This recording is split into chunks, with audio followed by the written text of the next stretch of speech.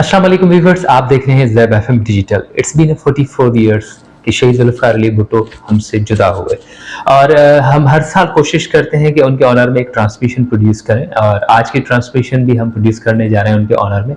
और आज की ट्रांसमिशन में जो खुसूसी बात ये है कि आज हम उनकी डिफरेंट ज़िंदगी के डिफरेंट पहलुओं के ऊपर बात करेंगे। और आज के प्रोग्राम में हमारे साथ मौजूद हैं डॉक्टर इल्ताफ़ मकाती साहब, जो कि वाइस प्रेसिडेंट हैं एकेडमिक्स एट ज़ैबिस्ट। अस्सलाम वालेकुम सर। जी वालेकुम सलाम। आज के दिन के हवाले से जो मेरा मैसेज है वो ये है कि आज हम बहुत गमज़दा हैं।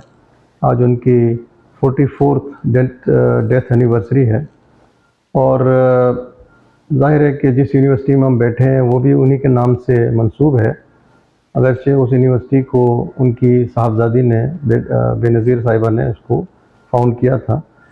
तो भुट्टो साहब के हवाले से तो मैं बहुत कुछ कह सकता हूँ, लेकिन मुख्तसरन छोटे सा पॉडकास्ट है, उसमें मैं कुछ चीज़ें जो हैं वो ज़ाहिर है बताना ज़रूरी समझता हूँ जो मेरी नॉलेज में है। एक तो ये है कि भुट्टो साहब को जो फांसी दी गई, गलत दी गई थी, ये तो अब कोर्ट ने भी इस्टेब्लिश कर दिया है, सुप्रीम कोर्ट ने इस्टेब्लिश कर दिया है। जब कभी भी स्प्लिट डिसीजन हो और 4-3 से हो तो उसका मतलब आइन के हिसाब से कभी भी वो ऐसे लोगों को फांसी नहीं हो सकती, मैक्सिमम उम्र कैद हो सकती है। तो पहले तो उनको फांसी देना, और वो समझ में आता है कि क्यों दिया गया था, बिकॉज उस वक्त के जो हुक्मरान था, मार्शल लॉ एडमिनिस्ट्रेटर था ज़ियाउल हक, उसने ज़ाहिर है अपने आप को थ्रेट फील किया, लेकिन ये फ़ैसला बज़ाते खुद एक गलत फ़ैसला था। दूसरी जो उनकी जो बिगेस्ट अचीवमेंट है उस पर मैं बात करूँगा, जो उन्होंने पाकिस्तान को एक न्यूक्लियर स्टेट बनाया। पाकिस्तान में पहली मर्तबा पहला मुल्क है इस्लामी उम्मा में जिसके पास न्यूक्लियर टेक्नोलॉजी है। इस हवाले से मुझे कुछ और चीज़ें भी याद हैं कि जब भुट्टो साहब ने इसको कंसीव किया न्यूक्लियर टेक्नोलॉजी को कि वो पाकिस्तान में होनी चाहिए, तो उस वक्त के चेयरमैन, एटॉमिक एनर्जी के कमीशन के चेयरमैन और सुपारको के चेयरमैन दोनों को बुलाया गया था, और एक को कहा गया कि जी वो हमें एटम बम बनाना है, और दूसरे ने कहा कि हमें डिलीवरी सिस्टम बनाना है। लेकिन दोनों जो है वो उनकी बातों में इतना कोई ख़ास वज़न नहीं था और ना वो कमिटमेंट देना चाहते थे, तो भुट्टो साहब ने अपने ऑफिस से उनको निकाल दिया था।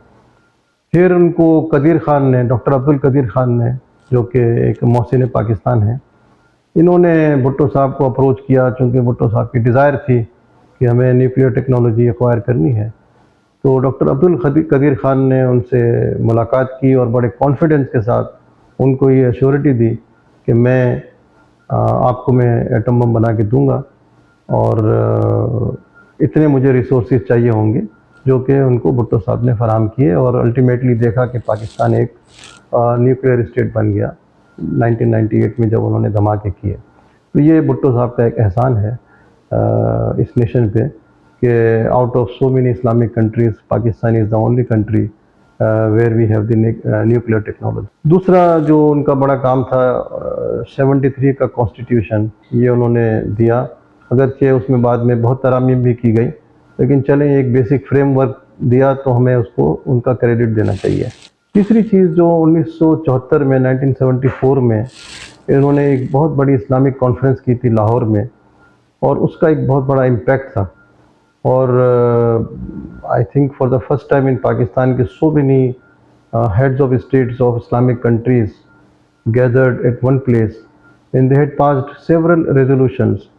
अब वो रेजोल्यूशंस को बाद में इतना फॉलो अप नहीं किया गया because of some other reasons, जो इंटरनेशनल रीजंस होते हैं उसकी वजह से, लेकिन उन्होंने तो अपनी तरफ से बड़ी कोशिश की थी। एक कोशिश इनकी ये भी थी कि बजाय डॉलर के हम कोई ऐसी कॉमन करेंसी अडॉप्ट करें जिसमें हम सारे इस्लामिक कंट्रीज़ आपस में ट्रेड कर सकें। तो जाहिर है कि उनके नीयत में यही था कि we should be autonomous, we should be independent in our thinking, लेकिन अगर वो कामयाब अनफॉर्चुनेटली नहीं हो सके, मगर रेजोल्यूशन अपनी जगह मौजूद है। उसके बाद इनका एक बहुत बड़ा काम था शिमला एग्रीमेंट।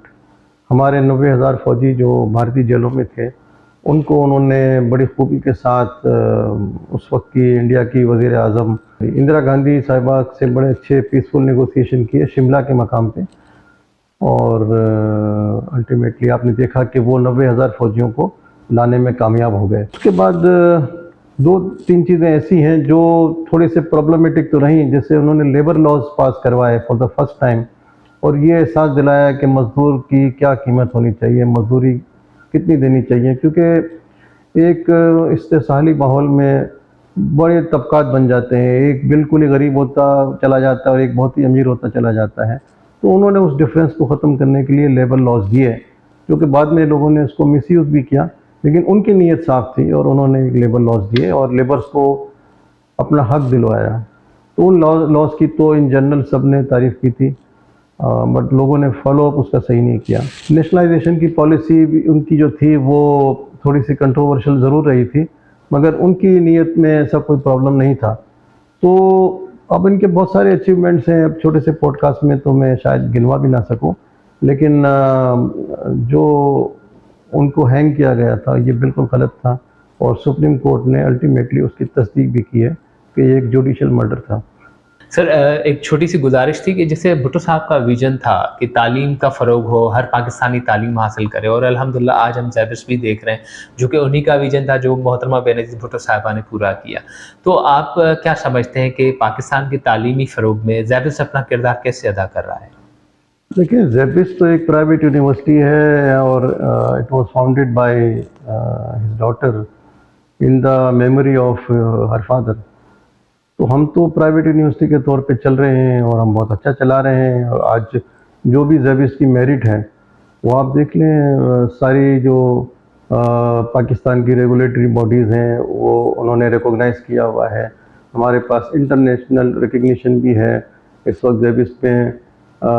جو شروع ہوئی تھی 1995 میں تو 2 پروگرام تھے اکیڈمک پروگرام، آج 40 کے قریب اکیڈمک پروگرامز ہیں، آج 5 کیمپسز ہیں۔ تو زیبس نے تو ڈیفینیٹلی ترقی کی ہے 27-28 سالوں میں، اور نظر بھی آتا ہے۔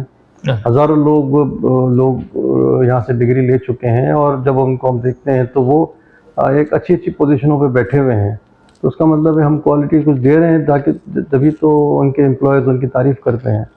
لیکن ان جنرل جب وہ پورے کنٹری لیول پہ بات کریں تو ان کا جو تصور تھا کہ ایجوکیشن کو نیشنلائز کیا جائے اور اس میں جو ہے وہ ایک نصاب پڑھایا جائے اور کلاسز کا ڈفرینس ختم کیا جائے، انفارچونیٹلی ان کے فریم ورک کو بعد میں لوگوں نے اڈاپٹ نہیں کیا۔ ادروائز تو آج جو سچویشن ہمارے پاس ہے، اور آج کل جو ڈفرینٹ طبقات کے لیے ڈفرینٹ ایجوکیشن ہے وہ نہ ہوتی۔ تو we have to see the soul spirit of the decision and soul spirit of that framework, that was very nice. But باقی جیسے معاشرے میں پرابلمز ہیں ہمارے، ہم دیکھتے ہیں کہ پولیٹیکل ایشوز لوگ بنا لیتے ہیں، اور کچھ بائسیز ہوتی ہیں اور کچھ کرپشنز بھی ہوتے ہیں، جس کی وجہ سے جو ایک چیز کنسیو کی جاتی ہے وہ اپنی شکل میں بعد میں وہ رہتی نہیں ہے۔ تو یہی نیشنلائزیشن کی پالیسی میں ہوا، اس کی اسپرٹ بہت اچھی تھی۔ تو میں تو اتنا ہی کہوں گا کہ تعلیم کے حساب سے زیبس کے اندر تو ایٹ لیسٹ میں یہاں پہ 10 سال سے ہوں، and I am very much happy that the way I conceived how to progress in this university. Alhamdulillah, all my teams and all my professional colleagues are very much implementing those visions. Indeed, sir. Sir, آج کی مناسبت سے کوئی message for the peoples of Pakistan? دیکھیں، پاکستان کے لوگوں کے لیے یہی میسج ہے کہ یہ ایک بہت عظیم شخص تھے، ہم ان کو بہت اچھی طریقے سے ان کی سوچ کو امپلیمنٹ کر سکتے تھے، لیکن انفارچونیٹلی ہم نے ایک ان کو پولیٹیکل پارٹی کا سربراہی بنائے رکھا۔ ہم نے کبھی بھی یہ نہیں سوچا کہ یہ ایک اسلامی امہ کے لیڈر ہیں۔ تو بس اب تو یہی ہے کہ جو ان کی چیزیں بتائی ہوئی ہیں لوگ اس کو غور کریں اور اس پر عمل کرنے کی کوشش کریں، یہی میرا میسیج ہے۔ Thank you very much. So viewers, this is for the today. Stay tuned. This is Zeb FM Digital.